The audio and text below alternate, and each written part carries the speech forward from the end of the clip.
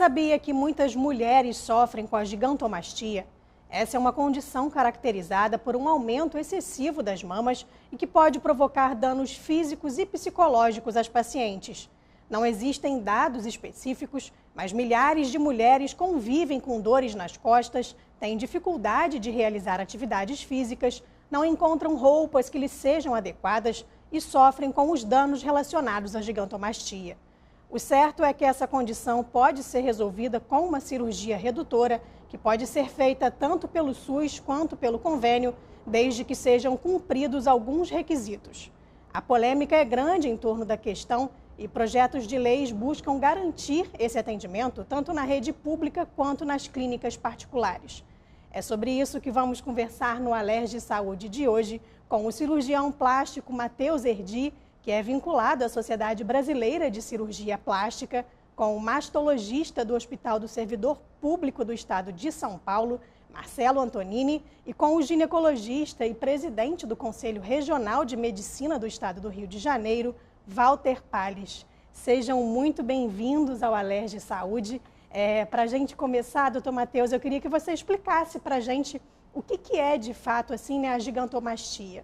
Bom, a gigantomastia, como você mesmo disse, é um crescimento excessivo das mamas e como esse crescimento acaba dando numa fase muito precoce da vida, quando a mulher começa a se desenvolver, ela vem acarretada de todos esses aspectos psicológicos que são impactantes para a mulher, né?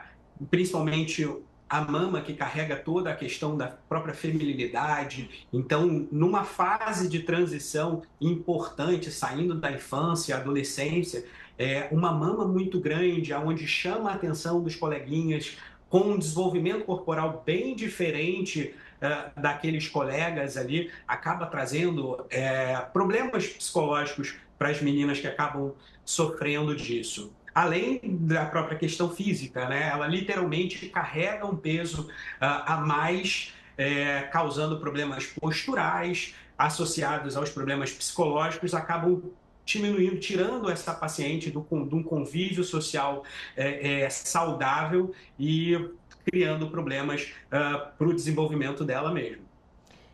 Doutor Marcelo, você pode falar para a gente, assim, a partir de qual momento uma mama ela é considerada gigante aí, né, no gigantismo? Existe alguma medida, algum parâmetro que deva considerar nesse caso? Em relação à gigantomastia, não existe uma definição propriamente dita do tamanho dessa mama que vai correlacionar ela na definição de gigantomastia. Tem lugares que falam mais ou menos 1,5 kg de mama como uma gigantomastia, mas sempre você vai correlacionar o tamanho, o volume dessa mama com o porte físico da paciente, né?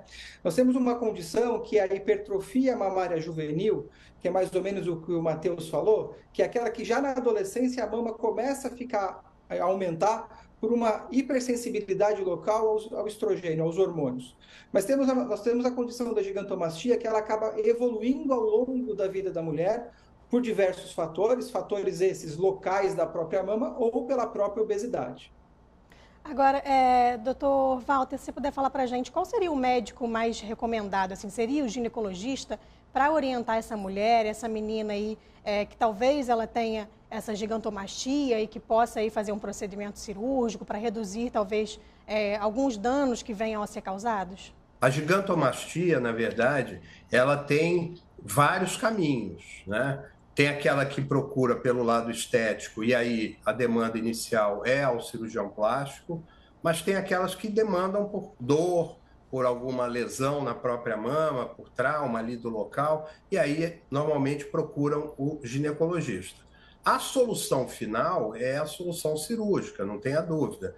E aí ambos, mastologista ou cirurgião plástico, estão habilitados a realizar o procedimento.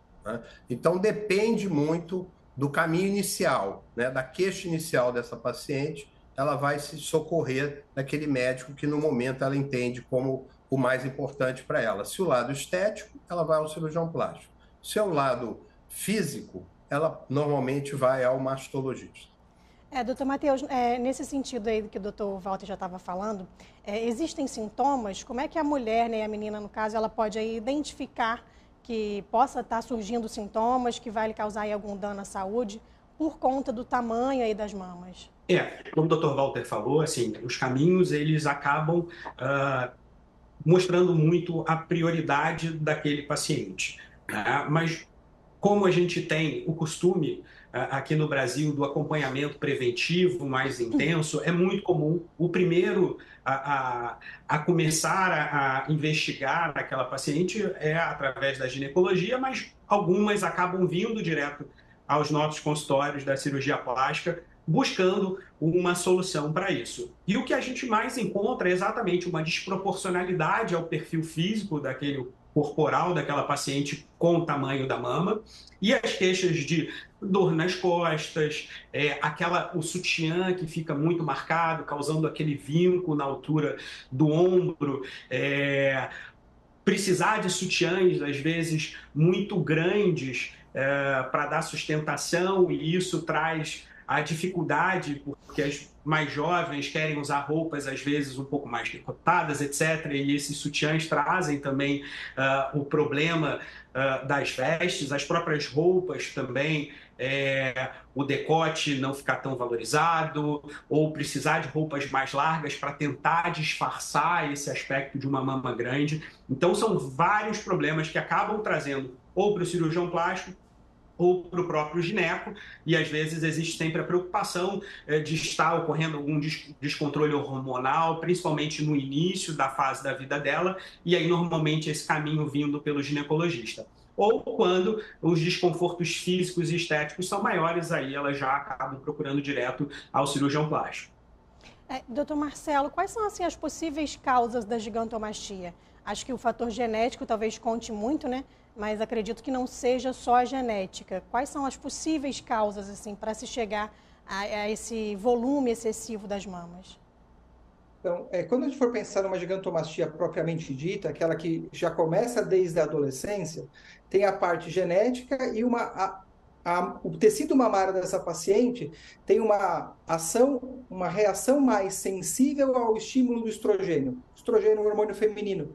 Então, essa mama começa a se desenvolver mais porque a mama tem uma ação estrogênica mais importante nessa mama e ela começa a desenvolver mais. Mas também nós temos as causas de obesidade. Não podemos esquecer que a obesidade tem crescido cada vez mais e, na mulher, existe um aumento do volume mamário pela obesidade.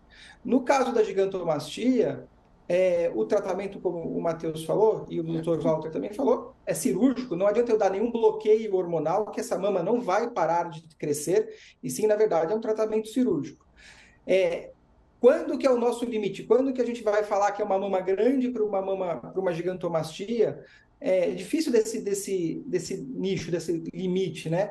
Muitas vezes aquela paciente que quer um resultado estético e já considera que tem uma mama um pouco maior, ela vai procurar o cirurgião plástico. Mas quando essa mama é extremamente volumosa e ela acredita que isso seja uma patologia, uma doença, ela vem procurar ou o gineco ou o masto. No caso dos estritamente estético, ela vai procurar com certeza primeiro o cirurgião plástico. A gigantomastia leva a alguns problemas para essa paciente do ponto de vista funcional, no próprio sutiã, como o Walter falou, mas essas pacientes acabam tendo mais quadros de micose no sulco da mama, e naquelas mamas extremamente volumosas, a vascularização superficial pode ser prejudicada e começar a fazer úlcera de pressão no sulco, começa a ter um aumento dos quadros de abscesso. Tudo isso aí ela vai levar a procurar o gineco ou o masto. Eu ia te perguntar isso também, doutor Marcelo. Quais são as doenças assim que podem ser derivadas aí da gigantomastia? Doenças, complicações locais, então essas que eu acabei falando, né?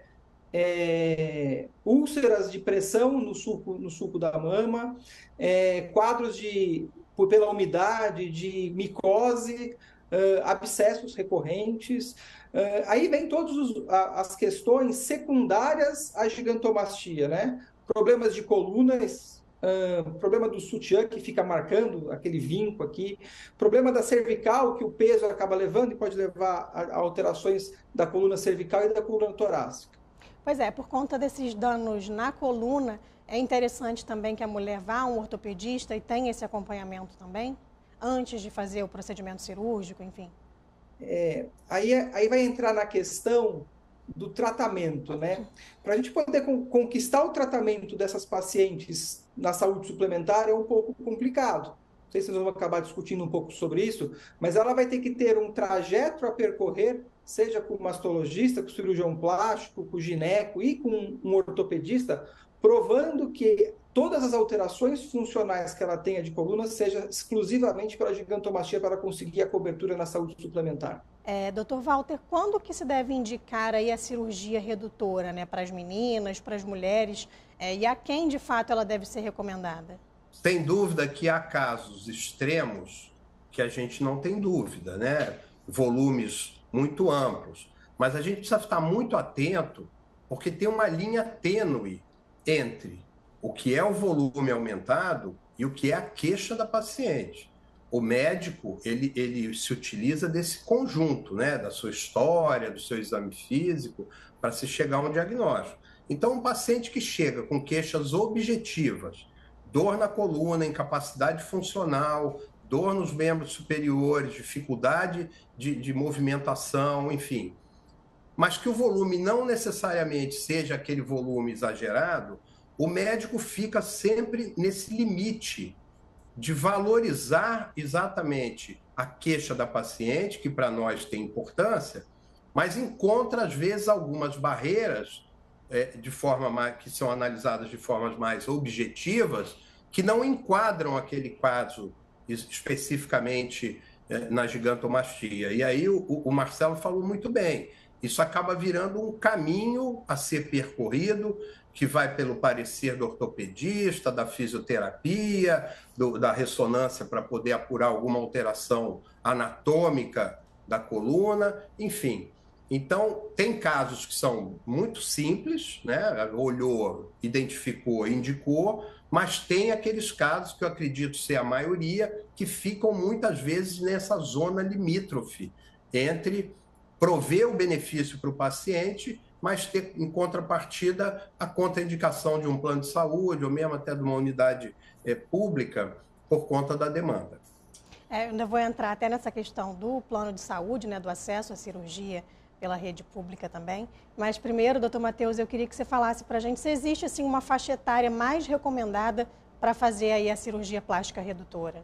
Não, o que a gente acaba levando em consideração é a total formação daquele paciente. Então, algumas vezes você consegue um paciente já desenvolvido ali no final da adolescência, início da fase adulta, ali por volta de 17, 18 anos, mas o ideal é essa maturação, né? E paciente estando bem de saúde, se ela vir a ter essas queixas numa fase mais avançada da vida, estando com a saúde bem, isso não teria também nenhuma limitação para essa redução da mama. Então, o que a gente acaba esperando é a formação completa, porque aquele tecido ele ainda vai continuar se desenvolvendo, mas a gente quer trazer essa melhor qualidade de vida para essa paciente. Então, normalmente ali, bem perto dos 18 anos, se ela já teve aquele estirão de crescimento, esse desenvolvimento mais intenso da mama,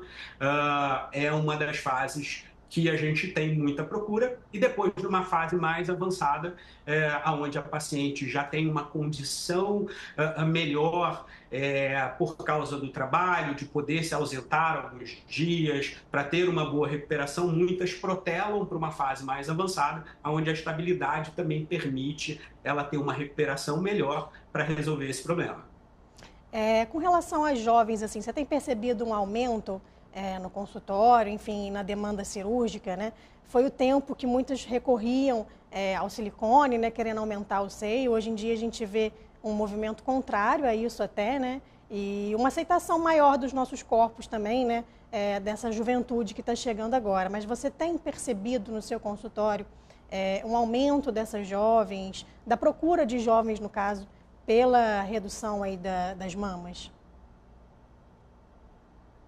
Esse público ele sempre existiu e ele sempre vai existir ao mastologista, ao cirurgião plástico, porque ele muitas vezes, como o colega disse, a queixa não é bem estética, né? É claro que existem nesse meio pacientes que são o que a gente chama ali no limite, que até o próprio médico se questiona se seria uma queixa somente estética, de uma queixa importante do peso daquela mama ou do processo psicológico, mas o paciente com uma gigantomastia importante, ele sempre vai existir e o grande problema dele é sempre querer reduzir essa quantidade de tecido. E é meio contrassenso até uma pessoa que carregou um peso de uma mama volumosa, que atrapalhou psicologicamente ela durante bastante tempo, ela querer colocar uma prótese. Então é muito difícil. É claro que algumas acabam, principalmente essas que buscam mais a parte estética e a parte funcional, ela não está tão afetada, mas a paciente que tem caracterizado uma mama grande, que dificulta ela no dia a dia, ela busca aliviar esse problema. Então, a redução de mama, é claro que a forma da mama vai melhorar, a gente tem resultados muito bonitos de mamas sem a necessidade de usar prótese. E cada vez mais também, até as próprias pacientes da estética, hoje a gente tem um movimento também de diminuição de uso de corpo estranho, diminuição do uso de prótese. Mas essas pacientes, de novo, da gigantomastia, elas vão continuar sempre no consultório, então não existe uma oscilação grande desse público. O que existe muito é dos outros, da parte estética, sim. Doutor Marcelo, tem algum risco assim dessas adolescentes, dessas jovens estar fazendo a cirurgia, talvez aí antes da hora, digamos, tem uma idade mais recomendada, já que ainda estão em desenvolvimento, essa mama ainda pode crescer, né? E aí mais para frente se tornar mãe, tem a questão do aleitamento também, né? E a mama voltar a crescer novamente, talvez seria mais indicado fazer mais adulta ou não tem esse problema? Como o Matheus falou, assim, a gente sempre aguarda para qualquer intervenção estética propriamente dita, ou estético-funcional, no caso da gigantomastia, realizar após o desenvolvimento mamário completo, que é nessa faixa entre 16 a 18 anos. Tá? Com relação ao tratamento da gigantomastia cirúrgico e implicações em amamentação futura. Então, toda vez que a gente faz alguma técnica de redução da mama, que é a mamoplastia, você acaba seccionando alguns ductos lactíferos, tá certo? E isso pode implicar numa redução do volume de aleitamento. Tem trabalhos que falam que essa redução é não significante e tem trabalhos que falam que essa redução é significante.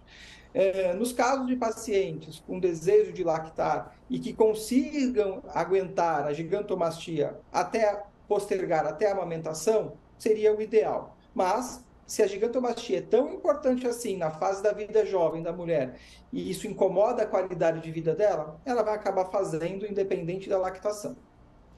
Dr. Walter, então assim, teria diferença fazer a cirurgia antes ou depois da maternidade?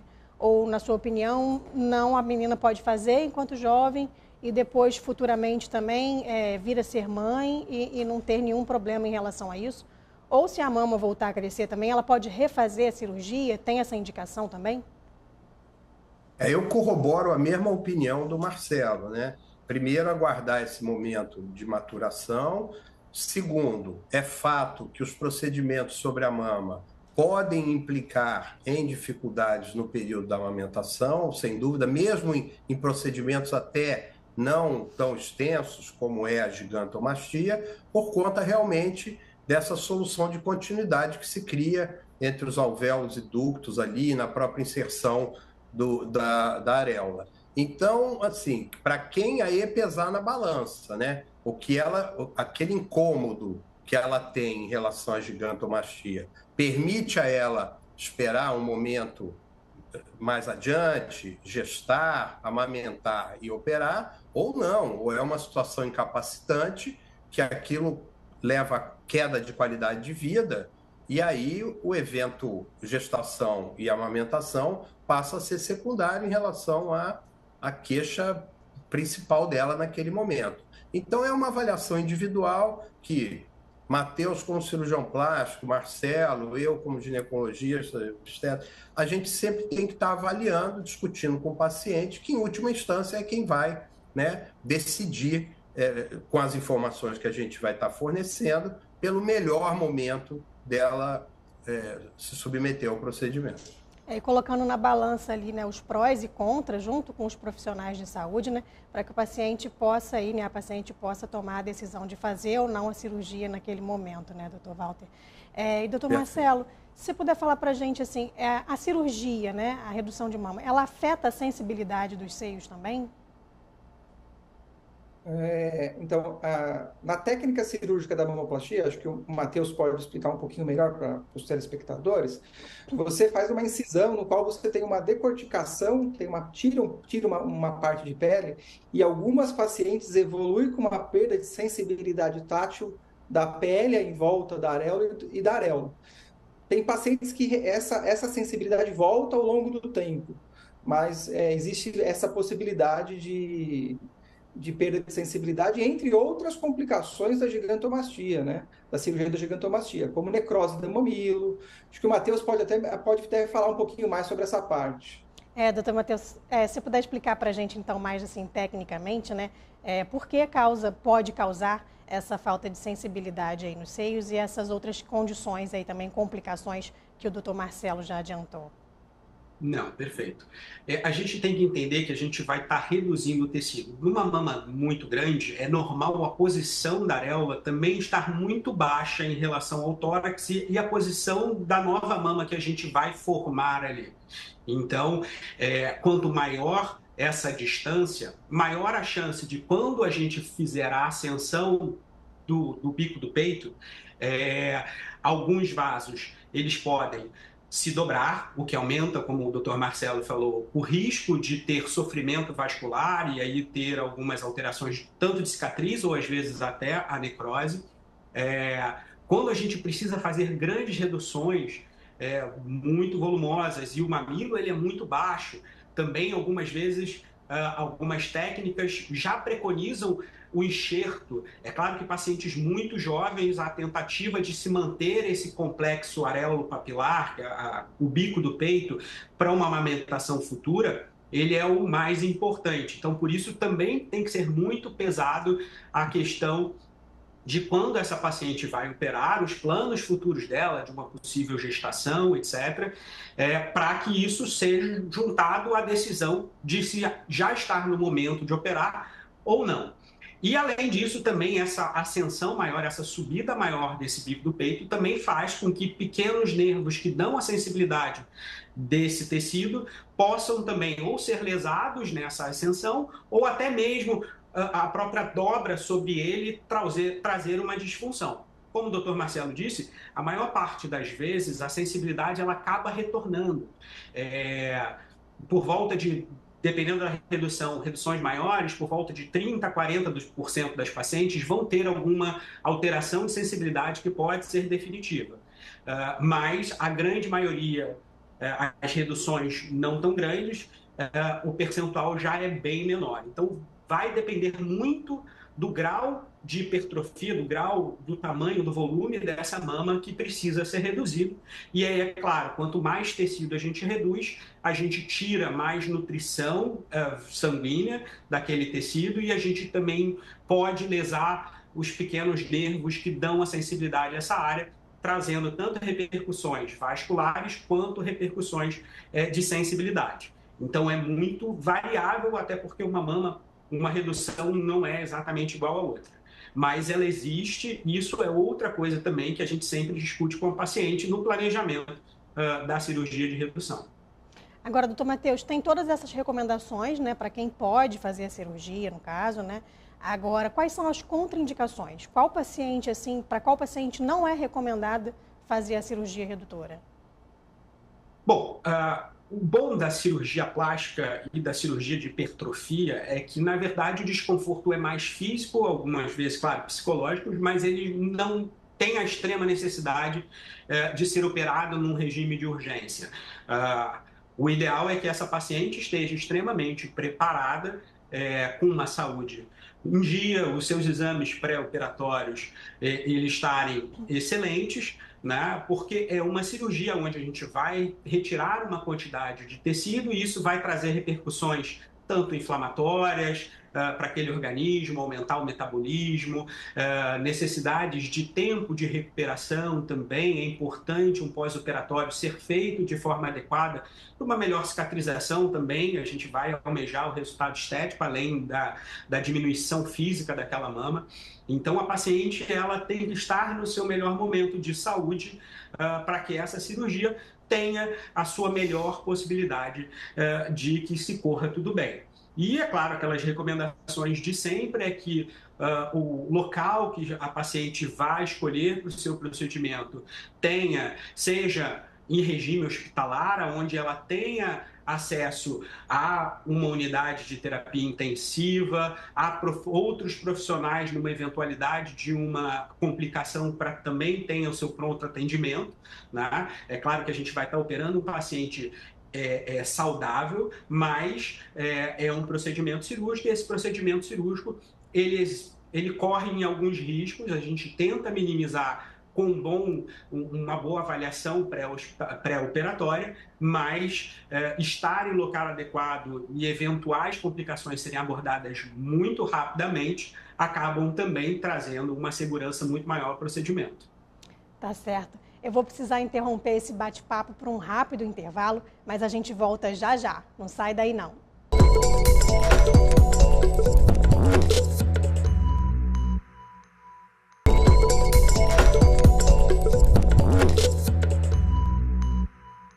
Estamos de volta com o segundo bloco do Alerj Saúde de hoje, falando sobre gigantomastia com o cirurgião plástico Matheus Erdi, com o mastologista Marcelo Antonini e com o presidente do Conselho Regional de Medicina do Estado do Rio de Janeiro, Walter Palles. Doutor Matheus, a gente estava falando agora há pouco, né, sobre os riscos também aí da cirurgia redutora, né? Queria que você falasse agora também um pouco sobre os benefícios, né? Quais são os destaques que você daria aí para as pacientes com gigantomastia especificamente em fazer a cirurgia redutora, que é de fato aí a solução para o problema, né?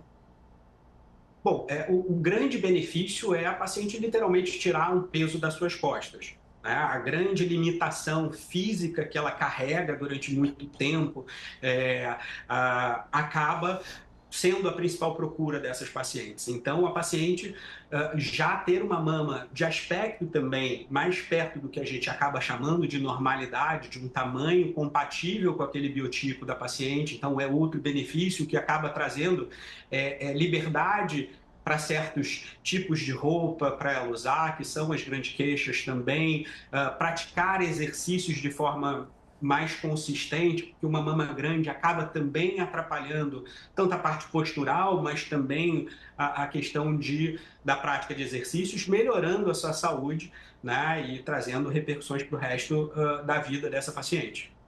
Doutor Marcelo, tem diferença da cirurgia de redução de mamas aí, né? Essa hipertrofia mamária, para quem tem a gigantomastia e das outras cirurgias de redução de mama, tem alguma diferença? Se você puder falar um pouquinho a respeito disso?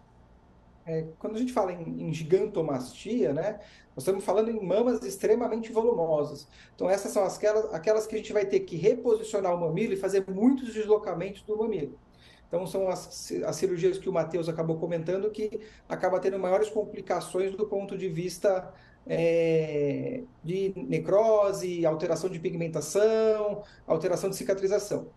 Então, só que a gente tem que lembrar que muitas pacientes que acham que têm a gigantomastia, elas só têm mamas volumosas. Essas mamas são aquelas cirurgias que vão ser menores, ou do ponto de vista são cirurgias menores, que você vai fazer a redução dessa mama, que é a mamoplastia, e que tem menos chances de complicações. Mas, basicamente, as técnicas cirúrgicas são semelhantes. Então, aí tem várias técnicas e várias formas de cicatriz que podem ficar. A mais clássica, que é aquela que é a cicatriz em volta da areola com o T invertido, que é a mais comum que as mulheres acabam fazendo como técnica de redução de mama. Tá? Ainda nesse sentido, doutor Matheus, eu vou voltar com você para falar um pouquinho sobre a técnica utilizada na cirurgia, né? Como que é feita essa cirurgia e qual a técnica mais recomendada? Como o Marcelo falou, é exatamente isso. A filosofia da gigantomastia para uma mama redutora, ela é praticamente a mesma. O que nós vamos mudar é a abordagem do tecido, que a gente vai precisar de uma grande redução. A cirurgia mais comum, a cicatriz final mais comum, ela é em T invertido ou em âncora, que algumas pessoas também chamam, né? Onde a gente tem em volta da areola. É normal a mama grande também ter areolas grandes, então também, além de poder posicionar essa areola numa mais alta, essa cicatriz ao redor também proporciona uma chance de diminuição dessa areola, e a gente resseca, tira o tecido através dessa incisão em T, na qual a gente vai montar, retirar o tecido e montar o que a gente chama do cone mamário, né? A forma da mama que parece um cone. Então, para as grandes reduções, o T invertido ele acaba sendo mais fácil a gente acomodar melhor as cicatrizes e deixar elas com menos tensão, e isso proporciona um resultado estético um pouco melhor. Em menores reduções, a gente pode variar um pouco essa cicatriz como opção, a cicatriz em L, mas isso seria para menores reduções, porque a acomodação da cicatriz ela acaba sendo mais difícil com uma grande redução sendo só em L. Então o T ele acaba. E aí o que existe de variações são as formas que a gente monta essa mama abaixo da pele, né? E aí cada uma tem uma peculiaridade, umas que tentam preservar mais a questão da vascularização do próprio complexo areolo-papilar, do próprio bico do peito, como outras numa redução menor, onde a gente vai privilegiar mais a forma, usando até parte da mama como se fosse uma autoprótese, que vai dar um pouco mais de colo e um pouco mais de decote para esse resultado.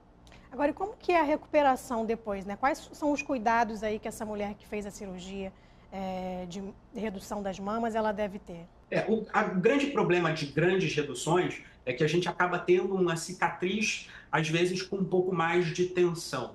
Então, inicialmente, a gente limita um pouco a movimentação dos braços dessas pacientes. Hoje, a gente já tem uma movimentação um pouquinho mais liberada. Antigamente, a gente mantinha a paciente quase 15 dias com os braços colados ao corpo, mas hoje uma movimentação um pouquinho maior, levantando 30, 45 graus e movimentos mais suaves com os braços, acabam permitindo, muitas vezes, a usar o computador, usar o telefone já precocemente numa evolução da cicatriz, mas a gente sempre pede o repouso nesses primeiros dias para deixar o pós-operatório um pouco mais confortável, apesar de não ser uma das cirurgias, não é uma cirurgia desconfortável. O paciente ficando nesses primeiros dias de repouso, ela tem uma sensibilidade bem aceitável quanto à dor, e depois ela vai voltando normalmente ali em 30 dias aos exercícios físicos. E o trabalho normalmente em torno de 15 dias essa paciente já pode ir voltando dependendo da evolução de como tiver a cicatriz e a própria sensibilidade dela à dor. Mas é uma evolução bem rápida para voltar às atividades normais do dia a dia. Geralmente aí então 30 dias para que ela possa voltar à rotina normal dela, é isso? Com 15 ela já consegue... 30 dias ela vai voltar aos exercícios, mas trabalho, se for um trabalho de escritório que não envolva nenhum esforço físico, normalmente em torno de 2 semanas essas pacientes já têm uma capacidade de retornar ao trabalho. Tá certo. Doutor Walter, assim, nesse pós-operatório também, é importante que essa paciente retorne depois ao ginecologista também e faça aí um acompanhamento com esse médico? Sem dúvida, né? Qualquer intervenção na mama é rotina, tanto prévia, né? Porque você podendo ter a possibilidade de algum diagnóstico já no momento anterior à cirurgia, é evidente que a cirurgia pode abarcar também a resolução dessa patologia. E a sequência depois é a sequência mantida para todas as mulheres, né? Ela vai manter aquela rotina de exames preventivos, se estiver na faixa etária, fazer a rotina de prevenção do câncer de mama, ela não se coloca à margem do grupo de mulheres que precisam ser vistas com a regularidade. Então, ela entra dentro do mesmo protocolo que todas as mulheres, e do ponto de vista ginecológico. Em relação ao cirurgião plástico, eles têm lá o follow-up deles, lá com os intervalos preconizados. Mas, para nós, ela volta para o padrão de sempre. Agora, apesar da cirurgia muitas vezes ela ser essencial aí para a saúde da mulher, né? Como é que fica essa questão da aceitação dos planos de saúde para realizar essa cirurgia e também aí do SUS, né, do poder público? Esse talvez seja um gargalo para as mulheres que desejam fazer a cirurgia, como eu disse lá no início, principalmente para aquelas que estão num limite, já que Marcelo falou bem, o Matheus idem, a gente não tem uma definição exata. Qual é o critério objetivo para definir gigantomastia? Por quê? Porque ele tem uma relação, né? Se você tem uma paciente que tem uma estatura baixa, né, uma área corporal pequena, aquele volume de mama para aquela paciente é muito, que se colocado numa paciente maior, mais alta, com uma área corporal maior, talvez não seja. Então a gente não tem esse dado objetivo, ele é um dado subjetivo. E a gente se vale desses dados subjetivos, que são as queixas, né, e dor. É uma queixa pessoal, né, a gente não pode inferir qual é o grau de incapacidade de uma paciente que sente dor na coluna porque tem uma mama volumosa. Se ele é verdadeiro, se ele é intenso, se ele é fraco. Então, ficam nesses pontos e, principalmente, né, na rede da saúde suplementar, existe uma dificuldade em que a paciente tenha acesso ao procedimento, principalmente nesses casos. Então, elas são submetidas, às vezes, a uma junta médica, né, que nem sempre avalia pessoalmente a paciente, às vezes avalia exame, né? Então, realmente é um caminho que, para algum grupo desses mais limítrofes, é difícil, né? No SUS é mais tranquilo, porque quem realmente procura o SUS tem ali os médicos do serviço, essa análise é objetiva no grupo ali do próprio hospital, então fica mais fácil a interação entre os colegas, né? Doutor Marcelo, explica para a gente também um pouco assim, como que é feito esse encaminhamento aí da paciente, né, que não pode pagar por particular e vai recorrer aí, né, ao plano de saúde ou mesmo pelo SUS. Como é que é feito esse encaminhamento, esse laudo, já que, como o Dr. Walter também falou ali, não existe uma classificação da gigantomastia, né? Ela não é uma doença, ela não tem um CID ali, né? Então, eu não sei se você precisa correlacioná-la a uma doença específica nesse laudo, né? Uma hipertrofia, enfim, como que é feito esse encaminhamento da paciente, tanto para a rede pública quanto aí para o convênio? Como o Dr. Walter falou, acho que é extremamente importante a gente tentar definir. Gigantomastia é aquela mama extremamente volumosa, com alterações psicológicas de coluna, alterações físicas que levam à piora da qualidade física, a qualidade de vida dessa paciente. Essa paciente realmente vai ter indicação cirúrgica, porém, o caminho que ela tem que percorrer para conseguir essa cirurgia pela saúde suplementar é um caminho longo, porque na saúde suplementar é difícil de você provar e você delimitar o que é estético e o que é funcional, o que é terapêutico, o que é uma doença, tá? Então, muitas vezes a paciente vem com uma queixa e a gente avalia essa paciente, a gente observa que a queixa dela é estritamente estética e outras é funcional realmente. Então, o caminho que ela vai ter que percorrer, ela vai ter que provar, porque para o convênio ele tem que entender que aquela paciente tem uma alteração, ele tem que provar essa alteração. Então, ela vai passar com o mastro, que sou eu, vai passar com o Dr. Walter, que é o ginecologista, provavelmente para poder definir que aquela dor que ela tem da coluna seja estritamente responsável pelo volume da mama, vai passar com o ortopedista, eventualmente uma físio para poder dar uma definição sobre isso. Então, ela vai ter que ter vários laudos, vários relatórios médicos para poder dar entrada no convênio, para que a saúde suplementar, o convênio dela, consiga fazer a cirurgia do ponto de vista não estético, né? Então, caracterizar como sendo uma doença. É isso. É um caminho longo que ela vai ter que percorrer e muitas vezes essas pacientes acabam tendo negativas, mesmo tendo sendo uma patologia, uma gigantomastia, e ela acaba tendo que judicializar o tratamento dessa patologia, que é bem diferente daquela paciente que acha que a mama dela é volumosa e quer fazer uma cirurgia estética.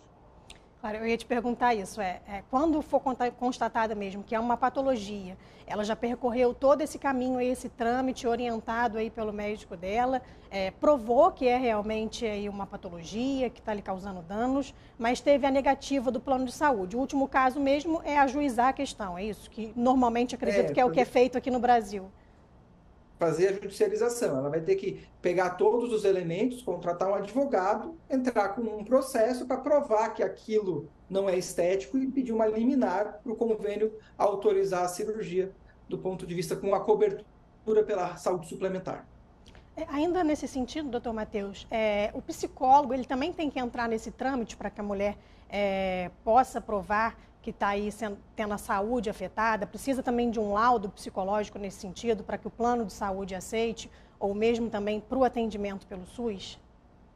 Como a gente disse, alguns aspectos psicossociais também podem ser extremamente afetados por este problema.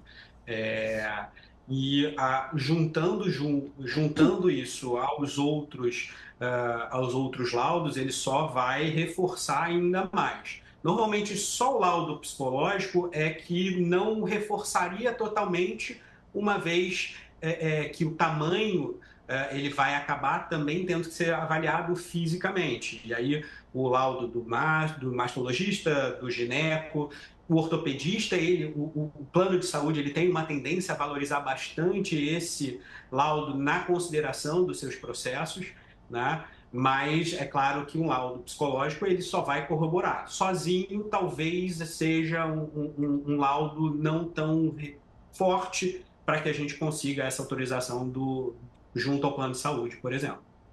Agora, hoje em dia existem projetos de lei a nível federal, né, que visam justamente agilizar essa burocracia toda aqui no país, né? Qual a importância, né, dessa maior agilidade aí para a realização da cirurgia, seja pelo convênio, seja pelas clínicas particulares? O grande problema é que leva a paciente ela vai acabar ainda tendo que percorrer isso, mas a tendência é que, se isso aprovado, a judicialização ela diminua, uma vez que facilite esse problema, porque hoje o que leva muito à judicialização é que a paciente acaba tendo a negativa sem uma grande justificativa porque aquilo foi negado. E se essa paciente, sem ter passado por uma avaliação do próprio plano de saúde, ter isso negado, junto que ela tem vários profissionais, então o ortopedista, o mastro, o próprio psicólogo, corroborando com que aquele problema realmente afeta ela, a saúde. Então, a tentativa de facilitar esse percorrer desse caminho, ele acaba sendo bem-vindo, o que diminui a judicialização, o que beneficia tanto a nossa parte médica, mas também ao próprio plano de saúde, que acaba, às vezes, tendo uma demanda jurídica grande, quando processos poderiam ser bem mais facilitados para a liberação dessas cirurgias. Doutor Walter, alguns estados até já saíram à frente, né, como Minas Gerais, por exemplo, já autoriza essa cirurgia pelo SUS, né, já agiliza essa cirurgia pelo SUS. E você tinha falado anteriormente que pelo SUS é mais fácil de conseguir realizar essa cirurgia do que pelos convênios, né? Por quê e como é que funciona esse trâmite assim na rede pública? Não é que pelo SUS seja mais fácil, mas a partir do momento em que a paciente chega a uma unidade, porque o problema do SUS é a chegada a uma unidade terciária ou secundária que opere, enfim. O problema do SUS costuma ser mais lá na unidade básica, até que ela consiga esse encaminhamento, para daí ela ser referenciada a um hospital que comporte esse tipo de procedimento. Mas aí, uma vez tendo chegado a esse hospital, a análise é feita internamente. Então, são os próprios colegas ali, o cirurgião plástico, o mastologista, a psicóloga, o ortopedista, dentro da própria unidade. Então, essa decisão é uma decisão mais rápida, é uma análise mais objetiva, né? Porque está dentro de uma estrutura hospitalar. Então, isso facilita, diferente da saúde suplementar, que são opiniões de médicos distintos, às vezes até em locais, em cidades diferentes, né? E que o convênio pega aquilo tudo e faz uma análise por uma única pessoa, um auditor ali. Então, o SUS, nesse aspecto, uma vez o paciente chegando na unidade, a resposta é bem mais rápida. Doutor Marcelo, nas possibilidades que a gente tem hoje, assim, né? Qual que é a sua orientação para a mulher que precisa ir fazer a cirurgia e talvez não possa ir pela rede particular? Então, se ela não tem, vamos pegar a paciente que não tem direito à saúde suplementar. Então, ela vai seguir o fluxo da sua cidade, e aí cada estado, cada município tem um fluxo de regulação dessas vagas, mas normalmente todos os hospitais escola que tem serviço de cirurgia plástica com residência médica, esses hospitais escola, ela vai conseguir fazer essa mamoplastia, até mesmo porque os residentes estão em treinamento e eles acabam fazendo cirurgias de gigantomastia e mamoplastia nesses casos. Tá? Naquelas pacientes da saúde suplementar, ela vai percorrer esse trajeto, vai passar com o gineco, vai passar com o mastro, vai passar com um ortopedista, um laudo psicológico, fisioterapeuta, inclusive o cirurgião plástico também tem que dar o laudo dele mostrando que ela tem uma gigantomastia. Mais uma vez eu vou reforçar, existe uma linha muito tênue entre o que é uma gigantomastia e o que é uma mama grande, no qual o paciente quer resolver o problema estético dela. E algumas vezes a paciente vem para mim como mastro, ou para o Dr. Walter como ginecologista, querendo um laudo falando que ela tem uma gigantomastia, e aí não é uma gigantomastia, é uma mama volumosa, e no qual ela quer um resultado estético mais adequado para o corpo dela. Isso a saúde suplementar não tem como garantir. A saúde suplementar ela vai tratar a doença que essa paciente tem, intitulada de gigantomastia. Então, essa linha é muito difícil de você provar. Por isso que grande parte das pacientes que vão, mesmo com todos os laudos adequados, chega na saúde suplementar e é negado. Porque a saúde suplementar entende como sendo isso uma cirurgia estética. Por quê?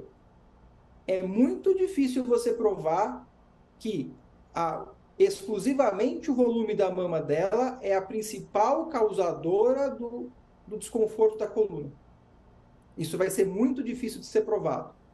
E a gente sabe que a saúde suplementar, ela precisa de exames de imagem. Então, ela teria não só o meu relatório médico ou o relatório do ortopedista, ela vai querer um exame de imagem mostrando que aquela paciente tenha um desvio de coluna causado pela gigantomastia ou pela mama grande, no caso das pacientes que estão naquela linha tênue do volume muito grande para o volume grande. Então, eu acho que a cobertura da saúde suplementar é complicada, mas eu acho extremamente importante nós termos projetos de lei que facilitem essa cobertura, como nós temos alguns projetos nos casos de pacientes para reconstrução mamária de câncer de mama. Nós temos projetos de lei que garantem o acesso dessa paciente à reconstrução imediata e tardia para poder ter acesso tanto no SUS como na saúde suplementar.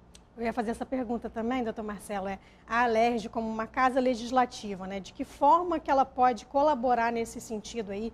Quais projetos de leis e políticas públicas que você acha que são importantes nesse sentido e que faltam, na sua opinião? Do ponto de vista da gigantomastia, tentar garantir o acesso à gigantomastia, ao tratamento dessa patologia, tanto do ponto de vista de saúde suplementar como de SUS. Óbvio que o Dr. Walter falou perfeitamente, é uma das poucas situações que o caminho do SUS é mais fácil do que o caminho da saúde suplementar. É uma das poucas situações. Porque essa paciente vai passar no posto de saúde, o posto de saúde vai encaminhar para a equipe de cirurgia plástica que vai avaliar e vai fazer a cirurgia. Óbvio que a fila é grande, mas ela é mais fácil do que na saúde suplementar. Na saúde suplementar, ela vai ter um longo trajeto pela frente, com grandes chances de negativa e de ter que judicializar. Então, acho que a hora que eu tenho leis, projetos de lei, que facilitem esse caminho na saúde suplementar, eu acho que é importante.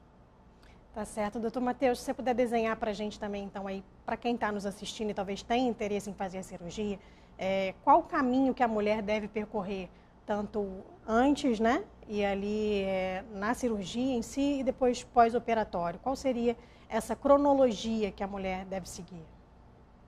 Bom, como a gente já falando um pouco no começo, na verdade o caminho ele não é tão importante, mas ela vai acabar passando por todos os profissionais. Então, se ela já tem um ginecologista que a acompanhe, talvez seja a primeira pessoa com quem ela possa conversar sobre o assunto, sobre os incômodos que essa mama traz a ela.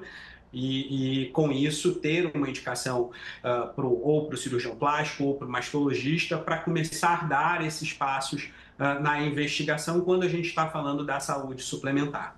Na saúde pública, é importante também, a paciente também faz o seu acompanhamento, conversar com o ginecologista que a acompanha, para que talvez possa surgir esse encaminhamento, e aí o que a gente sempre fala é tentar um serviço onde tem assim, a formação de cirurgiões plásticos, porque acaba sendo um caminho mais fácil e mais ágil para que essa cirurgia acabe ocorrendo em tempo mais hábil. Mas como o Dr. Marcelo falou, não é uma cirurgia que saia muito rápido, mas na saúde pública ela acaba sendo menos burocrática do que na saúde suplementar. Mas esse caminho de precisar de avaliações psicológicas, avaliações ortopédicas, do mastro, do próprio cirurgião plástico, ele é um caminho a ter que ser percorrido para que então a gente possa pleitear junto à saúde suplementar a cobertura dessa cirurgia para essa paciente. Tá certo, muito obrigada aí pela participação de vocês. Infelizmente aí o nosso tempo já acabou, né? Nosso programa já chegou ao fim. Mas se você quiser rever este programa ou acompanhar a programação da TV Alerj, é só acessar o nosso canal no YouTube e nos seguir nas redes sociais. TV Alerj, o canal do povo. Até a próxima!